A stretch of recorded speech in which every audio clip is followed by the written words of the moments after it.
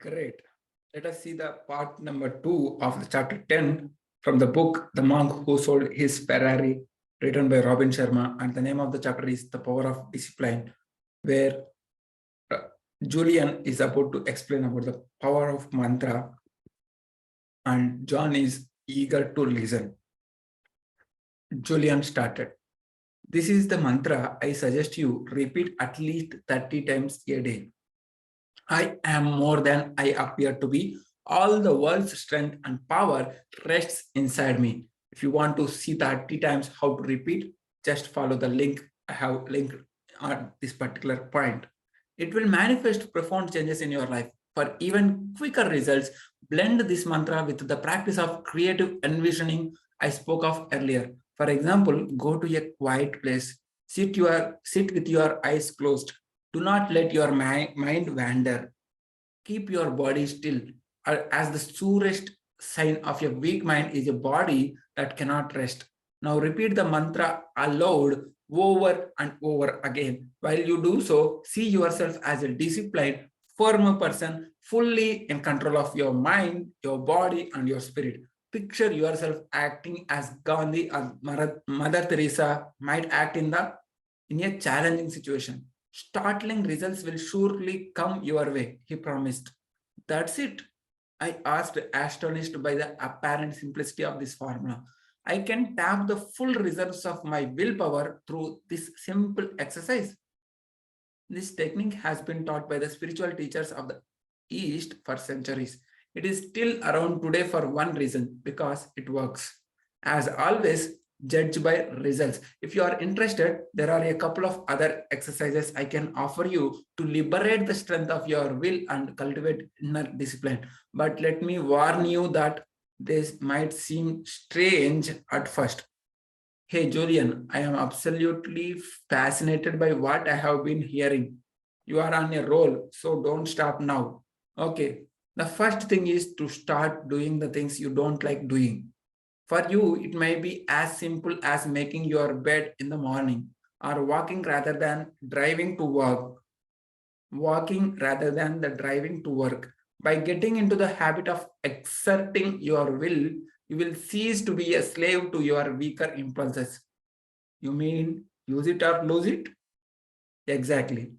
To build willpower and inner strength, you must first use it. The more you exert and nurture the embryo of self-discipline, the more quickly it will mature and give you the results you desire. The second exercise is a favorite of Yogi Raman's. He used to go an entire day without speaking except in response to a direct question. Kind of like a vow of silence. Actually, that's exactly what it was, John. The Tibetan monks who popularized this practice believed that to hold one's tongue for an extended period of time would have the effect of enhancing one's discipline. But how? Basically, by keeping silent for a day, you are conditioning your will to do as you command it to do.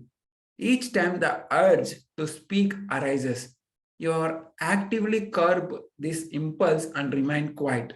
You see, your will does not have a mind of its own. It waits for you to give it instructions that will spur it into action. The more control you exert over it, the more powerful it will become.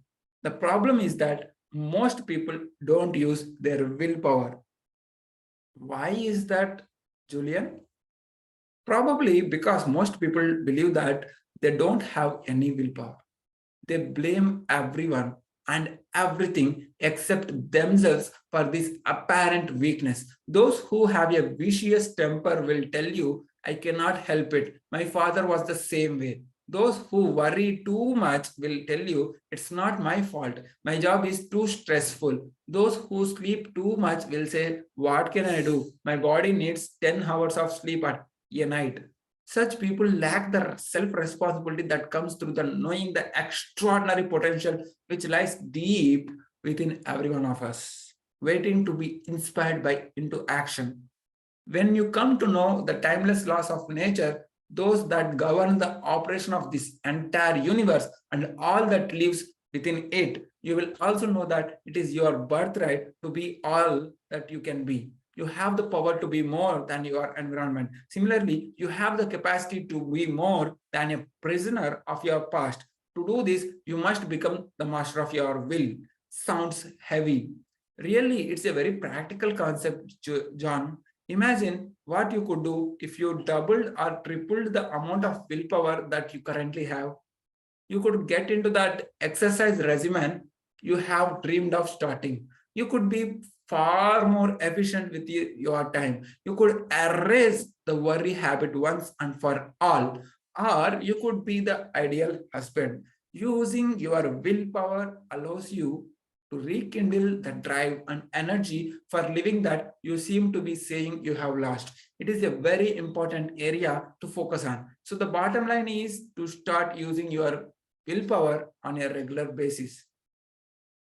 Yes, decide to do the things you know you should be doing rather than the walking the path of least resistance. Start to fight the gravitational force of your bad habits and weaker impulses, just as a rocket rises above the force of gravity to enter the realm of the heavens.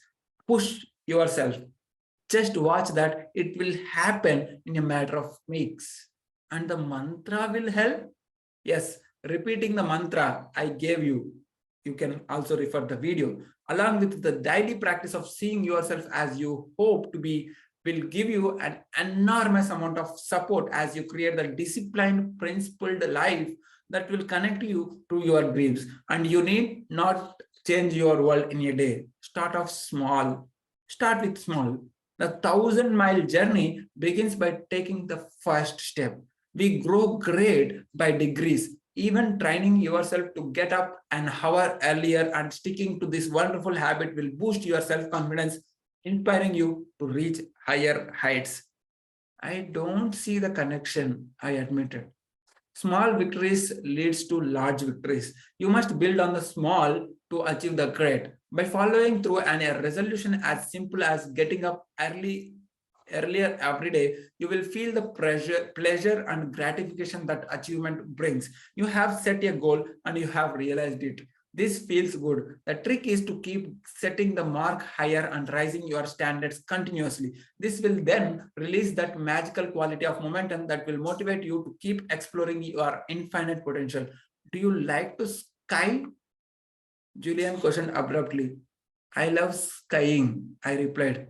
Jenny and I take the kids up to the mountains whenever we can, which isn't very often, much to her dismay.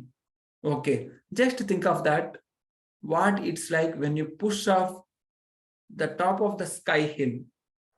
At first, you start off slowly, but within a minute, you are flying down the hill like there is no tomorrow, right? Just call me Ninja Skyer. I love the rush of speed. What gets you going so fast? My aerodynamically countered physique equipped. Nice try, Julian laughed. Momentum is the answer I am looking for. Momentum is also the secret ingredient to building self-discipline. Like I said, you start off small, whether that means getting up a little earlier, starting to walk around the block every night, or even just training yourself to turn off the television when you know you have had enough. These small victories create the momentum that excites you to take larger steps along the path to your higher self. Soon you are doing the things that you never knew you were capable of doing with a vigor and energy that you never thought you had. It is a delightful process, John. It really is. And the pink wire cable in Yogi Raman's magical fable will always remind you of the power of your will. Just as Julian finished revealing his thoughts on the subject of discipline, I noticed the first rays of the sun peeking into the living room, pushing away the darkness like a child pushes away on an unwanted bed cover. This will be a great day, I thought, that first day of the rest of my life. Here comes the chapter 10 summary, and the symbol of the chapter 10 is the pink wire. The virtue is live with discipline. The wisdom, 3-point wisdom is discipline is built by consistently performing small acts of courage. The more you nurture the embryo of self-discipline, the more it will mature. Willpower is the essential virtue of a fully actualized life. There are 2 techniques to practice in daily life. First technique is mantra or creative envisioning. Sitting in a quiet room, read the mantra aloud. Second practice is the vow of silence. Practice some silence techniques. And the ending of this chapter ended with beautiful quote: wage war against the weaker thoughts that have crept in the palace of your mind. They will see that they are unwanted and live like unwelcome visitors. See you in the chapter 11. Until then, stay connected, keep progressing.